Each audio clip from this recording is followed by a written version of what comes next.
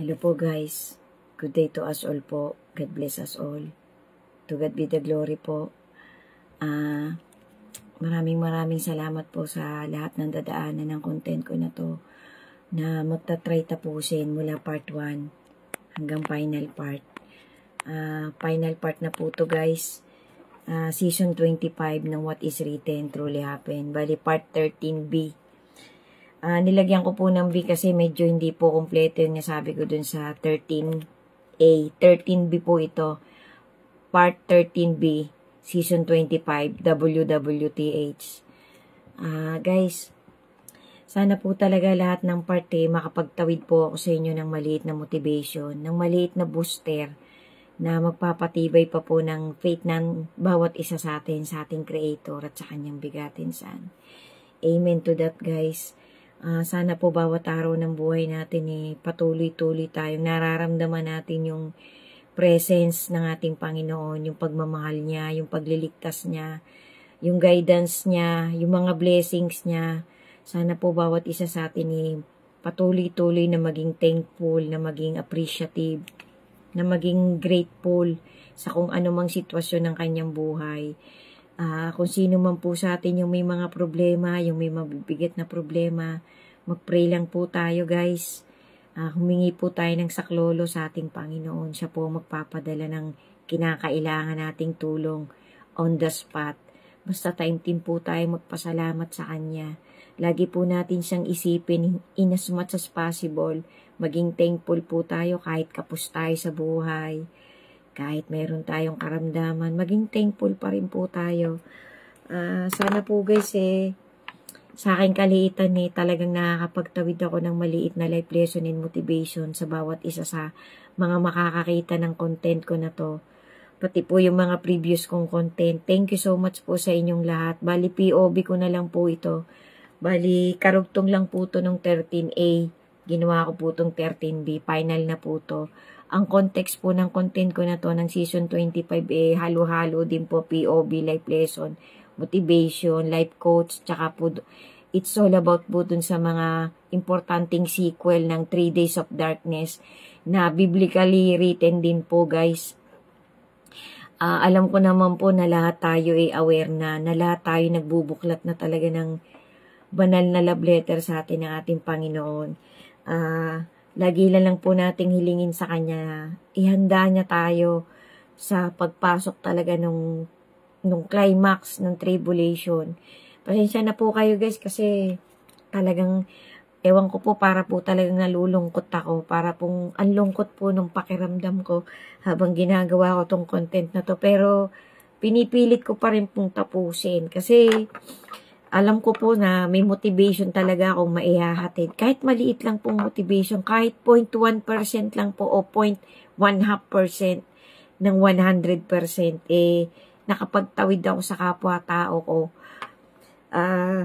Gusto ko po talagang kahit papano yung napanood ko na alam ko pong tama, na alam ko pong meron talagang motivation maitawid ko, masabi ko sa bawat content ko na ako po kahit papano guys, ito pero ano lang po, kahit papano po piniprepared ko po ang sarili ko sa bawat araw na kung ako man kukunin ng ating Creator, kahit papano meron akong masasabing may maliit, may katiting akong motivation na naitawid ko sa aking kapwa-tao. Yung lesson ko sa buhay ko, kahit papano nasabi ko sa mga ginawa kong video, na kahit papano sino mang makakita may mangilan-ngilan na may kapulutan na lesson.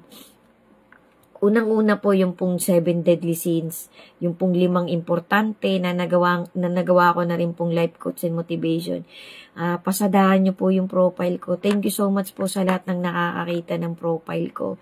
Maraming salamat po talaga sa ating Panginoon kasi niloloob pa po niyang makagawa ako ng part by part na ganitong content na kahit papano may mangilan-ngilan pong nanonood, may mangilan-ngilan pong nagpupuso. Thank you po sa inyong lahat.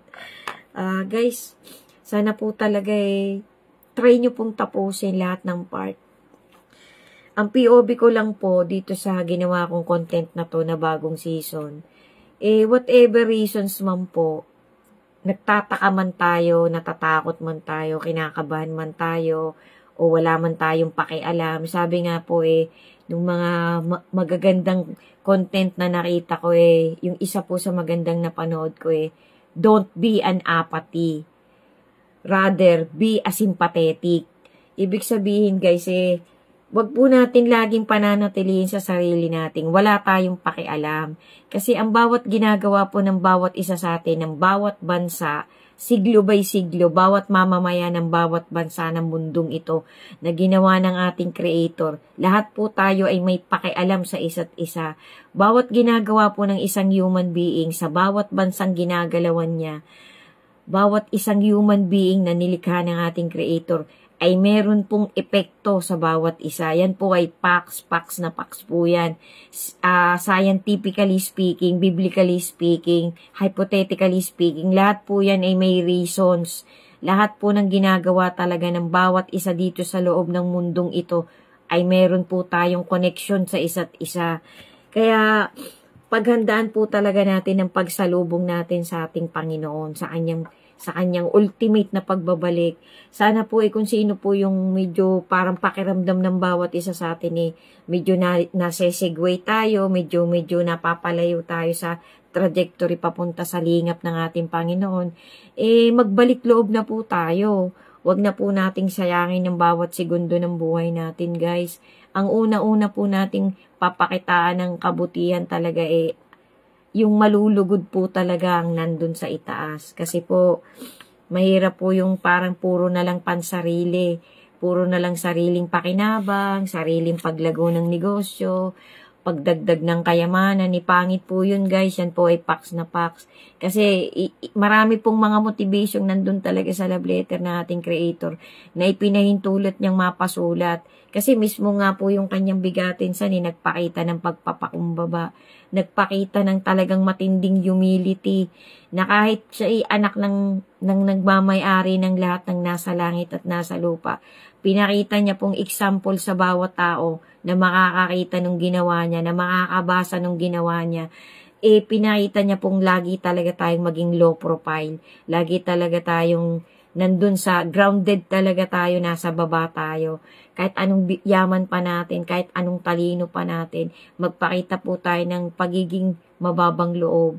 Kasi yan po ang kalugod-lugod sa ating Panginoon. Tsaka yung pong hindi po natin alam, guys, kung ano yung ginawa nating pinakamalaking kabutihan o pinakamaliit na kabutihan, kung alin doon ang pipiliin ng ating Creator para tayo mapasama sa chosen. Kasi sabi nga po, kahit anong laki ng ginawa mo, alam ng Diyos kung anong motivation mo. Kahit anong laki ng ginawa nating good deeds, nakabutihan sa ating kapwa-tao, sa ating pamilya, o kahit kanino pa man, minsan po nai-invalid, minsan po mas kinakount pa ng Panginoon yung maliit na bagay na ginawa nating kabutihan sa kahit kaninong tao. Kasi ang Panginoon po itagos-tagusan ng tingin niya sa ating puso, sa ating kaluluwa. Nakikita po ng Panginoon. Basta inisip na po natin yan, tas inilagay na natin sa puso natin, alam na po ng Panginoon kung anong motivation ng bawat isa sa atin. So guys, thank you so much po. Sana po talaga makapaghatid ako ng maliit na life lesson and motivation sa sino mang makakakita at magtatapos ng content ko na to. Season 25 po ng What is Written Truly Happened, final part 13B po. Sana po talaga try nyo pong umpisahan mula part 1. Maraming salamat po sa inyong lahat. Sigad na po ang bahala sa inyong lahat. And always remember, guys, be steadfast in your faith to our Creator, because our Creator is really watching each and every one of us. Amen. Thank you so much po. Love and light. Peace to all of us. And panatilihin po nating malapit tayo sa ating Creator. Lagi po tayo mag-pray araw-araw at maging thankful sa bawat blessing na binibigay sa bawat isa sa atin. Amen. God bless us all po. To God be the glory po. Thank you po for watching. Amen. Ingat po tayo.